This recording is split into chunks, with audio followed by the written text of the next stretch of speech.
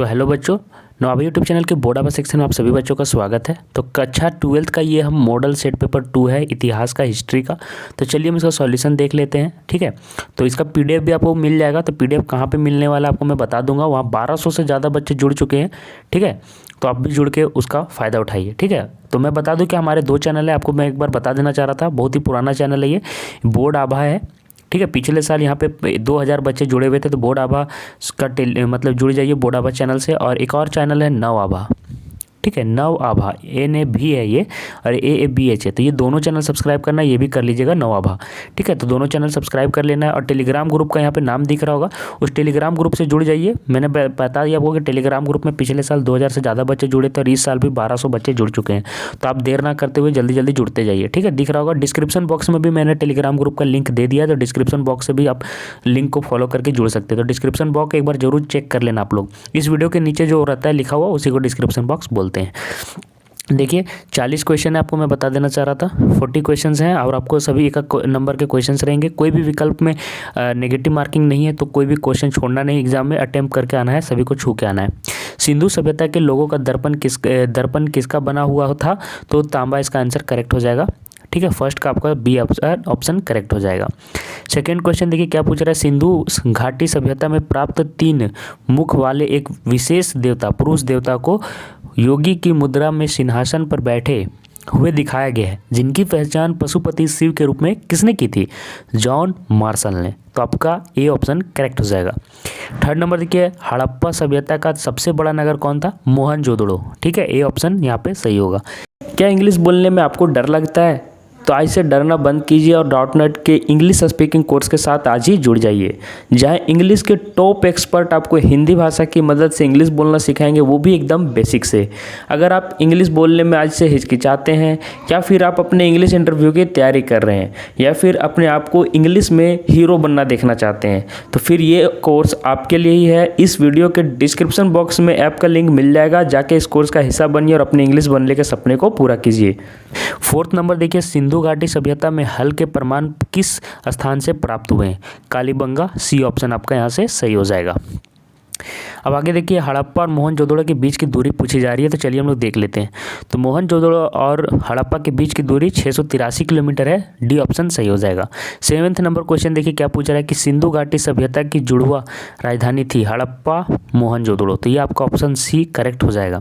7वें number में देखिए, निम्नलिखित में से किस पदार्थ का उपयोग हड़प्पा काल की मुद्राओं में, है ना, मुद्राओं के निर्माण के मुख्य रूप में किया गया था? सेल खड़ी, है ना, सेल खड़ी इसका आंसर सही हो जाएगा। अच्छा, आप लोग बोल रहे थे कि पीडीएफ आपको कहाँ पे मिलेगा? ठीक है, तो पीडीएफ आपको देखिए, इसका सॉल्यूशन का जो पीडीएफ है वो आपको टेलीग्राम ग्रुप में ही मिलने वाला है। ठीक है, तो टेलीग्राम ग्रुप जरूर ज्वाइन कर लीजिए और वीडियो को देखने के बाद पीडीएफ डाउनलोड करना है।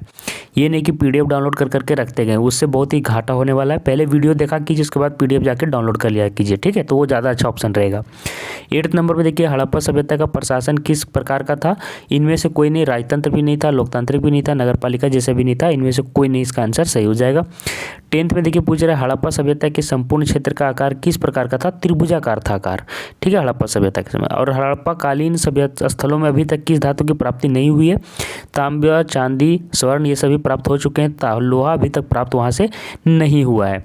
अब देखिए 11 में क्या क्वेश्चन है, देखिए मौर्य साम्राज्य की स्थापना किसने की? चंद्रगुप्त मौर्य में। और यहाँ पे आपको मैंने पिछले बार बताया था कि बिंदुसार और अशोक आपके मौर्य वंश से ही हैं। ठीक है, तो ये सभी चीज़ें आप याद रखिएगा, ये क्वेश्चन हमेशा आता है। ठीक है, ये इंपॉर्टेंट क्वेश्चन है। आगे देखिए, मैंने पिछला सेट 1 में बताया था कि लेखक का नाम जरूर आता है पुस्तक से। तो देखिए मेघदूतम के लेखक निम्न में से कौन है? कालिदास आपका करेक्ट हो जाएगा। कालिदास जी मेघदूतम के लेखक हैं। चलिए 13 नंबर क्वेश्चन में चलते हैं। देखिए 13 नंबर क्वेश्चन में क्या दिया हुआ है आपको, वहीं पे 13 नंबर क्वेश्चन छूट गया था कि मौर्य काल में गुप्तचरों को क्या कहा जाता था? क्या कहा जाता था गुप्तचरों को? चलिए देख लेते हैं। गूढ़ पुरुष कहा जाता था, गुप्तचर नहीं कहा जाता था। याद रखिएगा, गूढ़ पुरुष, गूढ़ मतलब ये होता है जो गुप्त कोई चीज़ें रखता हो। ठीक है, मौर्य वंश की स्थापना कब की गई? तो ये भी एक इंपॉर्टेंट क्वेश्चन है, ये सारी चीज़ें याद रखिएगा, स्टार मार्क कीजिएगा। 322 ईसा पूर्व यह हुआ था।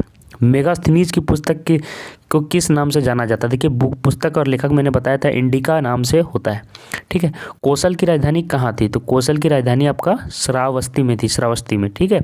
श्रावस्ती में थी कौशल की राजधानी। सभी का जो उस टाइम की जो मुख्य थी राजधानियाँ बड़े बड़े शहर की, वो भी आपको याद रखना इंपॉर्टेंट है। कलिंग का युद्ध कब हुआ था? तो कलिंग का कोई भी साम्राज्य का राजधानी कहाँ रहता था वो याद रखिएगा, मौर्य वंश, ये वंश, वो वंश जो भी है। कलिंग का युद्ध कब हुआ था? 261 ईसा पूर्व, ये भी याद रखिएगा। सभी युद्ध याद रखना है, सभी लेखक के नाम याद रखना है, अभी आपको मैंने बताया राजधानी याद रखना है, और ये सभी चीज़ें इंपॉर्टेंट है। भारत में सर्वप्रथम सोने के सिक्के जारी करने वाला शासक कौन था? तो गुप्त वंश था, ठीक है। आगे देखिए, मथुरा किसकी राजधानी थी? सूरसेन की, ठीक है। मथुरा किसकी राजधानी थी? देखिए फिर से वही सब क्वेश्चन आ रहा है, सूरसेन। विमान मंदिर के किस भाग को कहा जाता है?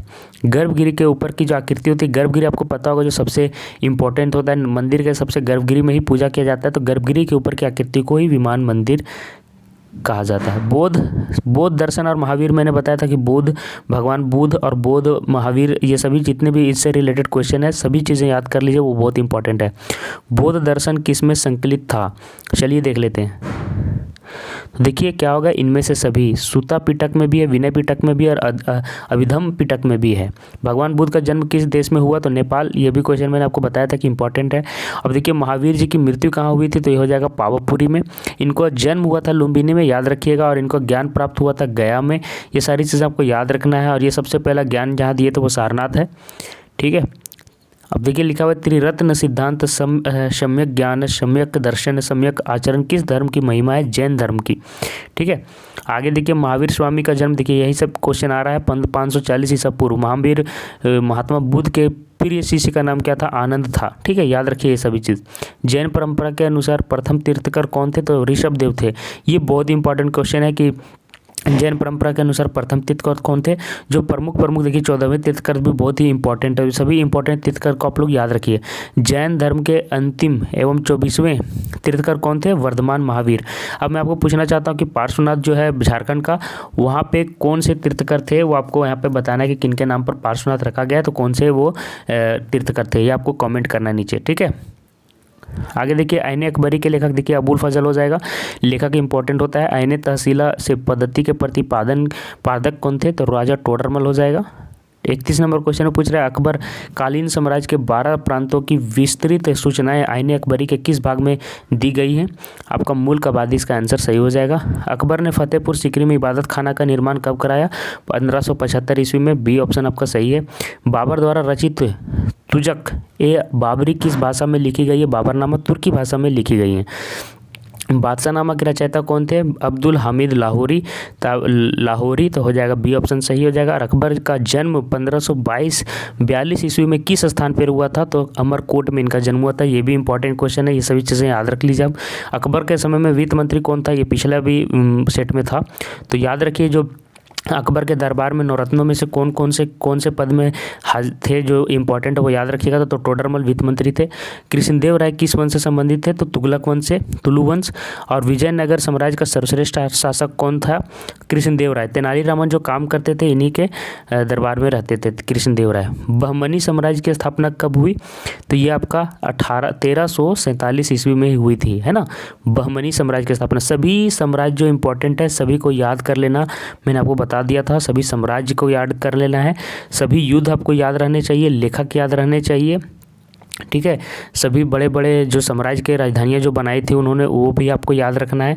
और सभी के जो मुख्य शासक हैं, ठीक है, उनका भी याद रखना है कि वो अपने शासनकाल में किन किन चीज़ों का मतलब कि प्रचलन लाए थे। जैसे कि लोहे, कौन से सिक्के ने, किन्होंने सिक्कों का मतलब कि प्रतिपादन किया, इन सारी चीज़ों को, जो इंपॉर्टेंट किला बनाया, ठीक है, ये सारी चीज़ें आपको याद होना चाहिए, ठीक है। ये सारी चीज़ें मैंने आपको बता दिया, ये इंपॉर्टेंट होता है। यूनेस्को ने हम्पी को और भगवान बुद्ध और महावीर, इनसे भी रिलेटेड जो क्वेश्चन आते हैं वो बहुत आते हैं, वो भी याद कीजिएगा। यूनेस्को ने हम्पी को विश्व पुरातत्व स्थल कब घोषित किया? 1986 ईस्वी में, ठीक है। तो देखिए आप लोग जितने भी बच्चे हैं, आप लोग यहाँ पे आप लोग देख पा रहे होंगे कि सभी सेट का सॉल्यूशन यहाँ कराया जा रहा है। जितने भी सेट आपके हैं सभी का सॉल्यूशन यहाँ कराया जाएगा। धीरे धीरे हिस्ट्री का भी करा दिया जा रहा है, ये सेट 2 है। उसी प्रकार बाकी विषयों का भी कराएगा। चैनल को सब्सक्राइब करके रखिएगा, तभी आपको सभी चीज़ें मिलेंगी। टेलीग्राम ग्रुप जरूर ज्वाइन कर लीजिएगा, वहीं पर सारी चीज़ें आपको मिलती रहेंगी, ठीक है। आज के लिए बस इतना ही बच्चों, नेक्स्ट सेट में लाऊंगा, तो उसके लिए धन्यवाद।